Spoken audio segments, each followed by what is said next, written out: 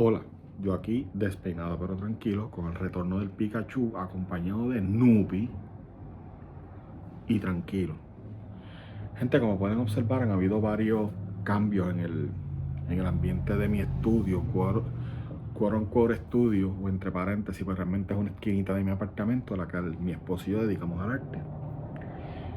Este video, además de compartir con ustedes los ruidosos carros de afuera, es para hablar un poquito de lo que es la creación del villano, porque he estado leyendo recientemente tantos cómics independientes como cómics de grandes corporaciones y me he dado cuenta que el 2025 ha sido el año en el mundo de los cómics donde peores villanos se han escrito. Es tan y tan y tan penoso ver los villanos que se han escrito que uno hace como que, no sé para qué voy a leer la historia. Y les voy a dar un ejemplo porque obviamente esto es mi opinión. Y no es un estándar o no es una guía para escribir un villano perfecto. Yo les voy a dar mi opinión en lo que es un buen villano y cómo yo los trabajo en mis historias. Vamos a empezar con 3 ejemplos que para mí han sido como que los más wow este año 2025. Miren,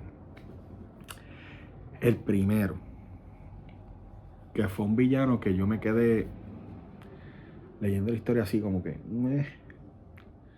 viene de un cómic independiente que compré en Chicago y el cómic se llama 357, obviamente en referencia al juguete de adulto. Pues leí ese cómic, es una novela gráfica, tiene algunas 60 páginas, y es una historia en donde una persona es víctima del crimen, una fémina es víctima del crimen, la fueron, ¿cómo es? Le hicieron la B, para que YouTube no me odie. Hicieron la B con ella y ella, dentro de su dolor y qué sé yo, en la escena casualmente encuentra un 357, que es el título del cómic. Y el villano, obviamente, es la persona que agrede a nuestro protagonista. El cómic son 60 páginas de. Son 60 páginas de simplemente el villano diciendo lo malo que es. Es el villano diciendo lo fuerte que es. Y en esas 60 páginas raramente vemos a la protagonista, raramente vemos el 357 y lo que vemos es al villano o entrenando o interactuando con su grupo hasta que en las últimas 5 páginas la protagonista llega, hace un monólogo de cómo se siente, usa el 357 y desvive al villano. Ese cómic pudo haber estado mucho mejor. Y aunque ustedes dirán, Chago, pues obviamente si la protagonista no se ve y el 357 no se ve la historia, pues ese es el problema de la historia. No, no es el problema de la historia. El problema de la historia es el villano. Y les voy a explicar por qué. Y recuerden, esto es en mi opinión. Es el villano porque la historia puede ser contada a través del punto de vista del antagonista y algún proceso, algo que pasa en este personaje donde le damos más desarrollo de personaje.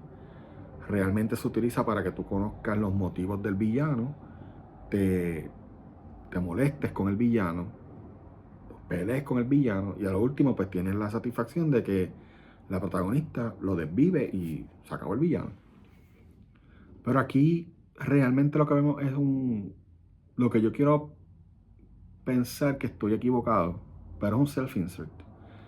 No estoy diciendo que el autor del cómic fue atacado con V, sino que, mano, es como que yo soy superior a todo el mundo, yo soy tan malote, yo soy todo lo que sea, y se va 50 páginas del cómic en eso, en donde literalmente es él abofeteando secuaces, él entrenando con una cantidad de pesas que ni ven, y nada, ¿sabes? No me diste nada del villano, no me diste quién es, no me diste de dónde viene, no me dice por qué es el villano. Y, mano, si hubieses hecho un villano bueno, no bueno, sino que un buen personaje antagónico, la historia hubiese sido chévere porque hemos leído cientos de veces o vistos en películas o en series el punto de vista del villano y nos gusta la serie, aunque odiemos el villano. Pero esta no fue una de esas oportunidades. Y no les enseño el cómic porque realmente no, no quiero. La portada es gráfica y tampoco es una portada como que diablo. Compré el cómic porque realmente compré cómic independiente y me gusta apoyar esa pequeña escena. Aunque en ocasiones como esta, pues estoy destasajando el producto. Pero hay que hacer lo que hay que hacer las cosas con verdad. Ese fue el primer villano. Que este año lo leí y fue como que. El segundo villano que yo vi y me quedé así como que. Y esto a mucha gente no le va a agradar, pero es cierto. Darkseid en DC Comics. Miren, los que me conocen saben que yo soy un fanático acérrimo de Darkseid. A mí me encanta Darkseid como villano. Pero esta, esta historia que le dieron a Darkseid ahora en el 2025, que realmente fue un vehículo para llegar al DCKO, que no es otra cosa pues que un crossover grande de DC otra vez para variar, que va a culminar en otro crossover grande de DC para variar. Lo que hicieron fue que Darkseid dijo, oh, estoy encojonado, estoy molesto, vamos a pelear. Y ya. Ya. O sea, él lastima por los spoilers de más de casi un año, pero Darkseid busca el espectro, absorbe su poder y se vuelve un Super Darkseid que se llama ahora King Omega, que yo para la publicidad y nada más. Normalmente cuando tú lees un cómic con Darkseid, tú recibes dos cosas. La primera, una explicación detallada por parte de otros personajes, o hasta del mismo Darkseid, de su plan y por qué lo está haciendo. Porque Darkseid como villano, él se siente encima de todo el mundo y siente realmente que nadie lo puede detener. O sea, que le da lo mismo decir o no lo que va a hacer, porque lo va a hacer como quiera.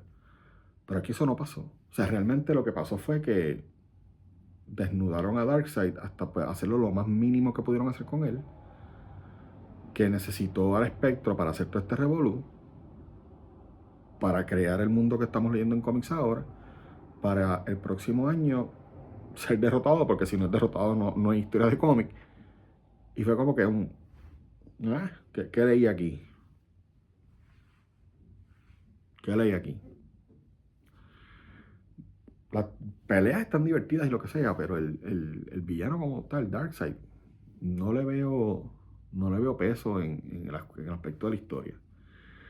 Y el tercero, que aquí sé que voy a recibir hate en los comentarios, pero recuerden, es mi opinión.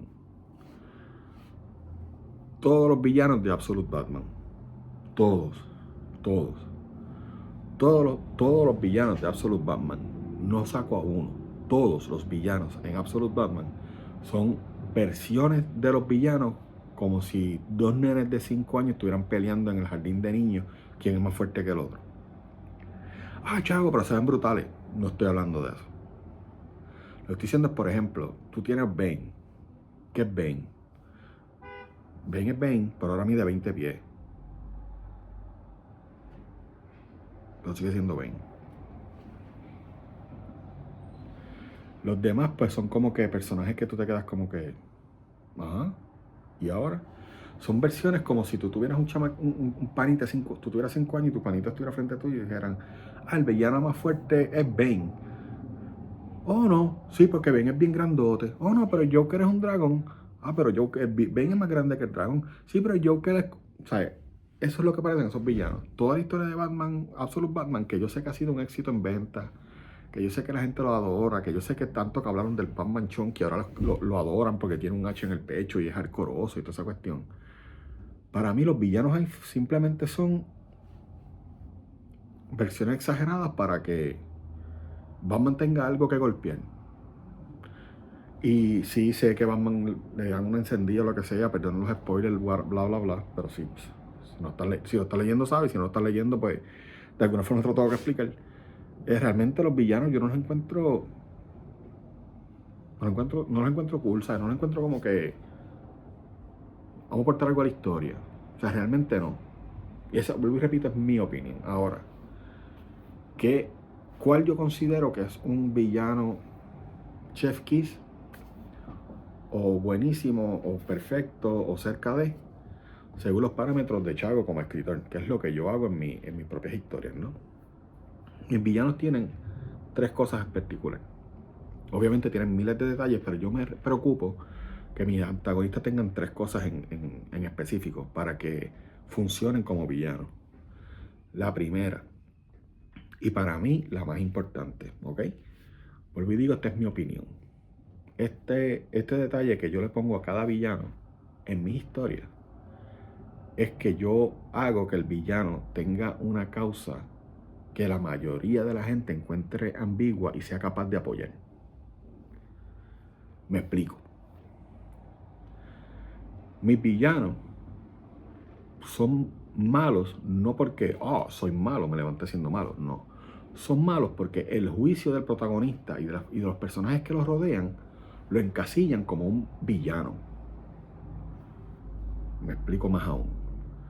En la historia de los subversivos, uno de los villanos o uno de los antagonistas piensa que la única forma de arreglar un país es intimidando o engravando en los corazones de los políticos el miedo, no de la muchedumbre, de los políticos. O sea, todos sus actos villanescos son con el punto o con la meta de llevar a los políticos a horrorizarse con el pensamiento de que el villano puede estar cerca de ellos o de sus seres queridos. Entonces, cuando tú tienes un villano de esa forma, sus motivos tienden a ser un poco ambiguos para la persona que no está empapada en la historia. Porque el que no lo está diría, por ejemplo, pues no está tan mal que un político le tenga miedo a una persona, porque hay un control. Y de hecho, yo conozco personas que cuando leyeron mi draft en Subversivo, me dijeron, pero ese no es malo, de hecho sería el bueno de la historia, porque el villano actúa de esa forma. Eso es algo que para mí es bien importante en un villano. No es que él sea malo porque quiere ser malo. Él es malo porque el protagonista y su grupo alrededor de él lo consideran malo por sus acciones. Para el villano él está haciendo las cosas bien. Es para el resto de los personajes que él está mal. Y como generalmente el protagonista es el que lleva la acción, pues obviamente el lector se identifica con el protagonista, pero en mis historias siempre tiene la duda de que yo debería apoyar al villano o no. ¿El villano es malo o no es malo? Para mí eso es algo importantísimo en un villano, que sea capaz de despertar en tu subconsciente la idea de que él no está mal. Tú sabes que es mal, tú sabes que está mal, tú sabes que él es el malo, pero eso no está mal. Eso para mí es un villano excelente. La segunda cosa que para mí tiene un villano excelente o que debe tener para ser considerado un excelente villano es que el villano es una versión más experimentada y me atrevería a decir más fuerte del protagonista.